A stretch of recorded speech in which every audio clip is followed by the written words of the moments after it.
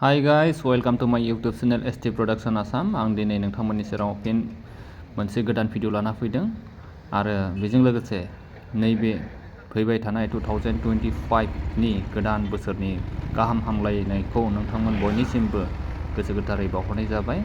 नैबे भिडिअआनो जाहैबाय जोंहा जानो गोनां 9, 10, 11, 12 खुं 64थि बोसोरसालि जथुम्मा बर' थुनलाइ आफाद सानखौ फालिनो थाखाय जा गाजा गोमजायै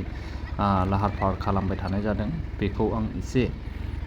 नोंथांमोननोबो देखायनो होननानै दिन्थिनो होननानै दिनै बेसिम फैनाय जादों आरो नैबे लकेसनाबो जोंनिफ्राय गोजान नङा